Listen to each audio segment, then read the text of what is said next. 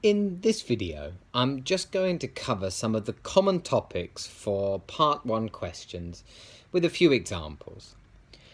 The way you should answer these questions will be covered in later videos. Part 1 of the IELTS speaking test is really the easiest, but you must make sure to make a good first impression.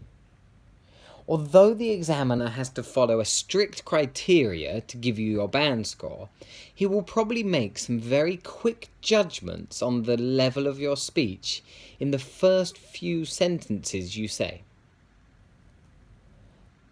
Knowing what to expect in this part of the test can help to increase your confidence and help your fluency. As I said before in a video, Part 1 will involve the examiner asking you several questions about yourself for around 4 to 5 minutes.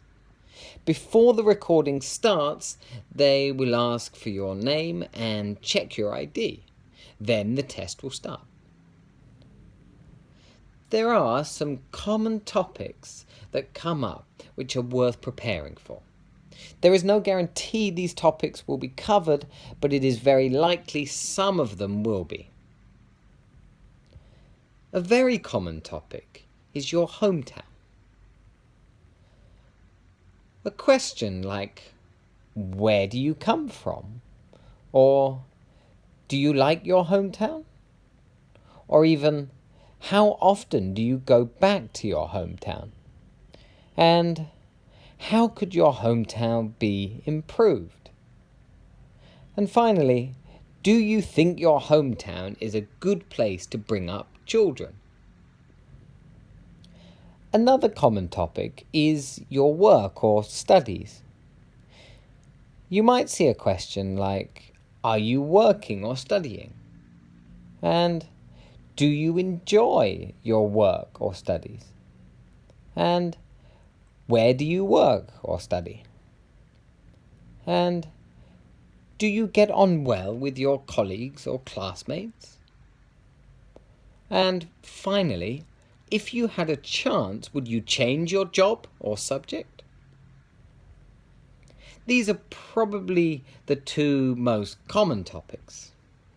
But other topics might include friends and family, accommodation, hobbies, travel, food, entertainment, and daily routine. When the examiner asks questions on a couple of these topics, they will be changing the tense in the question. So some questions will require you to answer in present tense, like the examples just given. And others might be asking about the past or future. For example, they may ask, what games did you enjoy playing when you were a child? It's pretty clear that they want you to talk about your past. Or they could ask, where would you like to go on holiday? So here you need to talk about something you want to do in the future. The examiner is doing this to check you can understand the grammar in the question and respond in an appropriate way. Really, they're testing your grammatical range. In a way, they're helping you to show it off. You don't really get the same kind of help in Part 2. Although there are common topics that will probably come up, the people who write the IELTS test know that many people who take the test know this and prepare for these specific topics.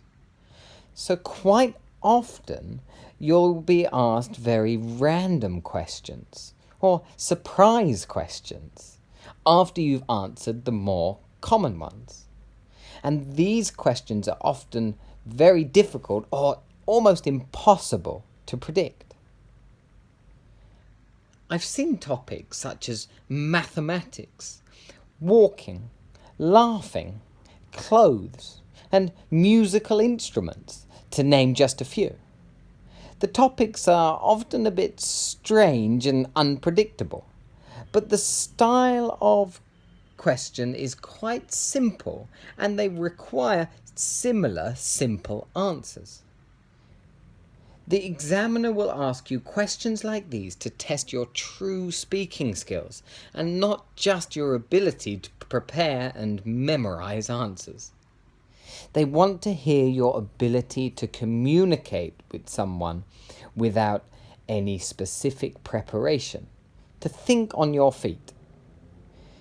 There is really no need to panic though, because the way you should answer these questions is exactly the same as you would answer questions that are more predictable.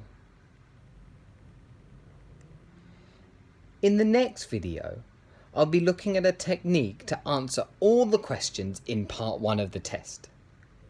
Thanks for watching. If you found the video helpful, don't forget to subscribe to the channel to make sure you don't miss any future videos.